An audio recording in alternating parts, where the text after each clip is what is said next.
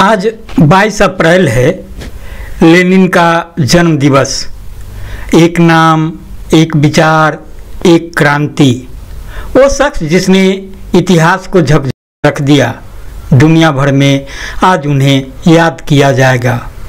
उनके विचार, उनकी बहादुरी, उनकी क्रांति की गाथाएं फिर से दोहराई जाएंगी। लेकिन क्या यही काफ़ी है? क्या हम वाकई लेनिन को याद कर रहे हैं या बस उनके शब्दों को दोहराकर अपने कर्तव्यों की इतिश्री कर रहे हैं? लेनिनवाद साम्राज्यवाद और सर्वहारा क्रांति के युग का मार्क्सवाद है और ये आज भी उतना ही सच है जितना कल था। लेकिन आज की परिस्थितियां बिल्कुल अलग है। पहले विश्व युद्ध की तरह अब ट्रेड वार है।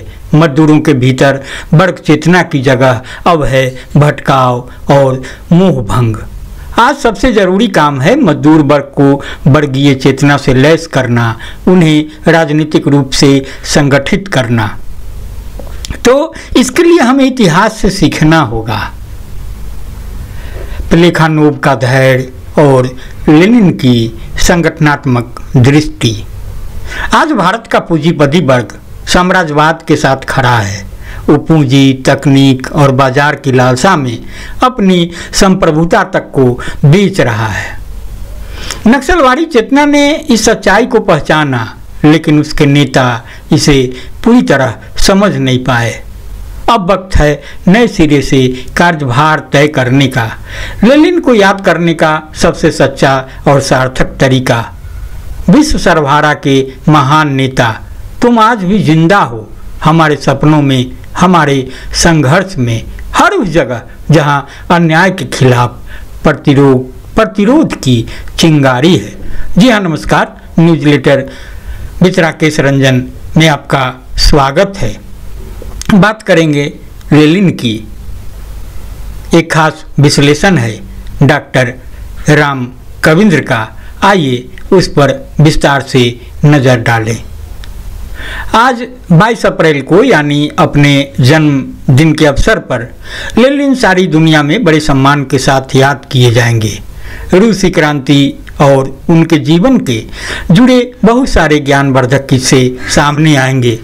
क्रांति की पराजय के वर्तमान दौर में ये सभी प्रेरणादायक हैं, लेकिन इतना ही काफ़ी नहीं है। अतीत की सारी बातें तभी सार्थक हो सकती हैं जब हम लेनिन की राजनीतिक शिक्षा को अद्यतन बनाते हुए इसे भावी क्रांति की मसला बनाने का गंभीर प्रयास जारी रखें।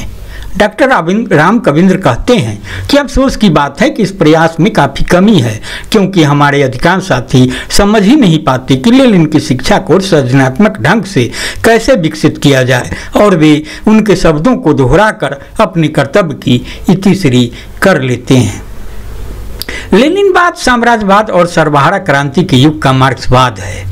यह सैद्धांतिक सूत्र आज भी उतना ही सच है जितना पहले था, लेकिन दोनों कालों की ठोस परिस्थिति में जमीन आसमान का फर्क आ गया है। लेनिन ने जब रूसी क्रांति का नेतृत्व किया था, वह पहले विश्व युद्ध का दौर था।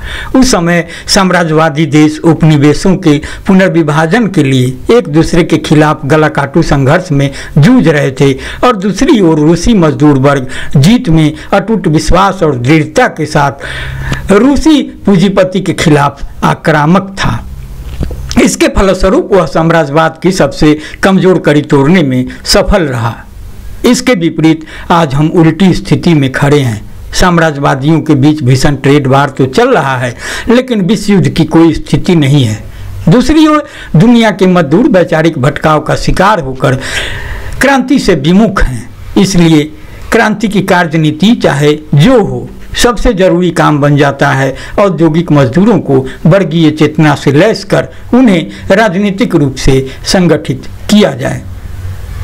यह सबसे कठिन और उबाऊ काम है। इसके लिए हमें रूसी क्रांति के 1880 के दौर में प्लेखानोव की भूमिका और उसके बाद 20वीं सदी की शुरुआत में लेनिन की भूमिका को ठीक ठीक समझना पड़ेगा। वर्तमान निराशा के दौर में भूमिकाएं आशा के संचार में सहायक हो सकती हैं।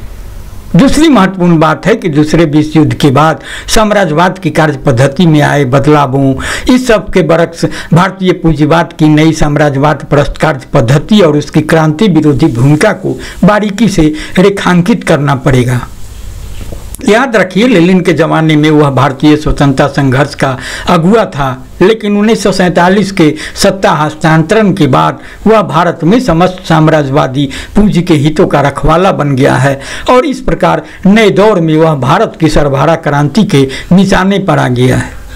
यहाँ देखने की बात है कि हमारे देश में क्रांतिकारी ठीक इसी भूमिका को समझने में विफल रहे हैं। लेनिन की रचनाओं में इस पर कोई प्रत्यक्ष सामग्री नहीं मिलेगी। नक्सलवादी किसान आंदोलन के गर्भ से निकली पार्टी इसे सूत्रबद्ध जरूर किया, लेकिन उसके नेता गहराई में इस सूत्र को समझ नहीं पाए। पहले दौर में उन्होंने सामंत विरोधी जुझारू संघर्ष चलाया, लेकिन जैसे ही भारतीय राज्य के पूंजीवादी चरित्र पर चर्चा शुरू हुई तो उनके सामने दो ही परिस्थितियां उभरी, या तो सामंतवाद विरोधी नवजनवादी क्रांति होगी या पूंजीवाद विरोधी समाजवादी क्रांति। वे भूल गए कि भारत में साम्राज्यवाद, बड़ा पूंजीपति वर्ग, कृषि में उभरे साम्राज्यवादी पूंजी के दलाल और बड़े नौकरशाहों का गठबंधन आज भी कार्यरत है, जिसके खिलाफ व्यापक एकता और विद्रोह की जरूरत है। इसे इनकार नहीं किया जा सकता कि साम्राज्यवाद आर्थिक शोषण के साथ साथ राष्ट्रीय उत्पीड़न का काम भी जारी है। दूसरी ओर भारत का बड़ा पूंजीपति वर्ग पूंजी, प्रौद्योगिकी और विश्व बाजार में हिस्सेदारी के लिए अपनी राष्ट्रीय संप्रभुता के साथ समझौता करता है। इस पूरी परिस्थिति पर गौर करते हुए हमारे सामने चार काम उभरते हैं। वर्तमान राष्ट्रीय अंतर्राष्ट्रीय परिस्थितियों में भारतीय क्रांति के कार्यभार की सही समझ हासिल कर जनमानस तक पहुंचाना, मजदूरों और गरीब किसानों को पूंजीवादी प्रभावों से मुक्त कर उन्हें क्रांति की धुरी के रूप में संगठित करना और इसके इर्द गिर्द धूलमूल साम्राज्यवाद विरोधी शक्तियों को जोड़ना, मार्क्सवाद लेनिनवाद को वैचारिक प्रदूषण से मुक्त करना। इस बिंदु का सबसे खतरनाक पहलू है कि क्रांतिकारी खेमे के कई नेता मार्क्सवाद और अम्बेडकरवाद की खिचड़ी पकाने लगे हैं। ये अनजाने ही सही क्रांतिकारी आंदोलन के तल में बड़ा छेद कर रहे हैं। इनका भंडाफोड़ करना मार्क्सवाद लेनिनवाद की सबसे बड़ी सेवा है। चौथा काम बनता है उत्पीड़ित पहचानों के संघर्ष में शामिल हुआ जाए, लेकिन वहाँ उनके सबसे शोषित पीड़ित वर्गों के हितों की वकालत का एजेंडा उझल न होने दिया जाए। मोटे तौर पर इन चार कार्यभारों के साथ आगे बढ़ते हुए हम अपने लक्ष्य की ओर प्रस्थान कर सकते हैं और यही लेनिन को याद करने का सबसे अच्छा तरीका है। विश्व सर्वहारा महान नेता और शिक्षक लेनिन को क्रांतिकारी अभिवादन। मुझे उम्मीद है आप इसे संजीदगी से सुनेंगे, गुनेंगे। प्रतिक्रिया भी अवश्य लाइक करेंगे, शेयर करेंगे। नमस्कार।